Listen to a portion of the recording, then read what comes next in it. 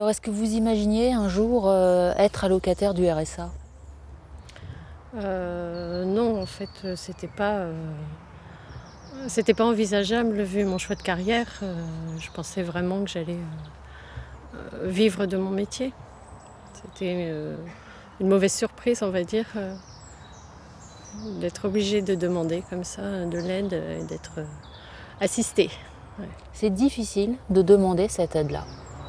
Ouais, c'est difficile. C'est difficile parce qu'on se retrouve dans une situation de pauvre, dans une société, de consommation.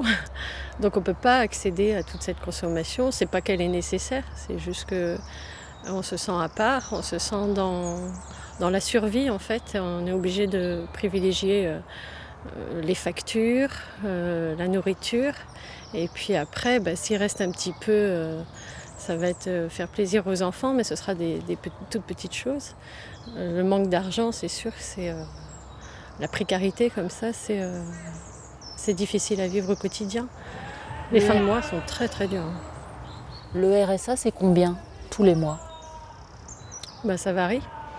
Ça varie tous les mois en fonction des revenus.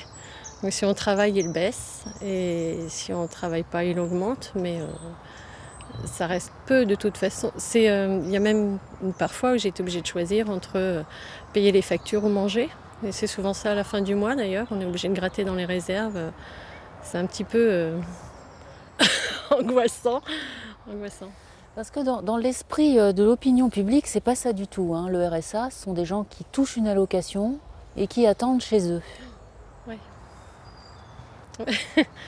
Ben non, c'est pas ça. Non, enfin, moi je le vis pas du tout comme ça. Je le vis comme bon, on va dire que c'est plus un cadeau que me fait la société aujourd'hui pour me permettre d'attendre le moment où je vais pouvoir réintégrer la société.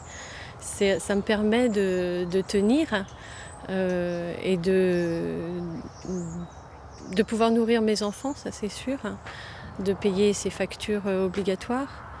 Et en, ça permet de ne pas souffrir en fait du manque d'argent. Même si c'est difficile, même si on en a peu, ça me permet de ne pas souffrir. Voilà.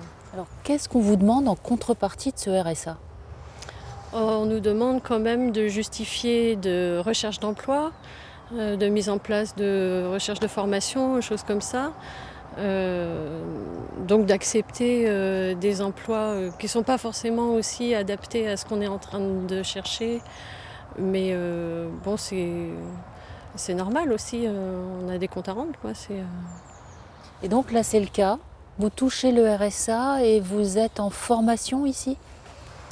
Je ne suis pas en formation, je suis venue chercher une expérience dans le maraîchage pour voir ce qu'était ce métier, parce que je voulais me réorienter. Je viens du costume de théâtre et de la reconstitution historique.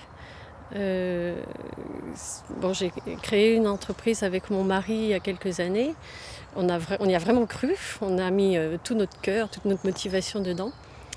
Mais c'était en pleine période de crise, où en fait c'était vraiment le pire moment pour créer une entreprise.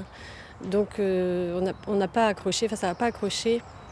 Et au bout de 3 ans, on a été obligé d'arrêter, avec des dettes évidemment à droite à gauche. Donc c'était pire que quand on a démarré. Alors voilà, forcément le RSA nous a suivis d'ailleurs pendant toute cette expérience. Et puis on a été obligé de continuer à le demander parce que il n'y avait que ça pour nous aider à vivre, quoi.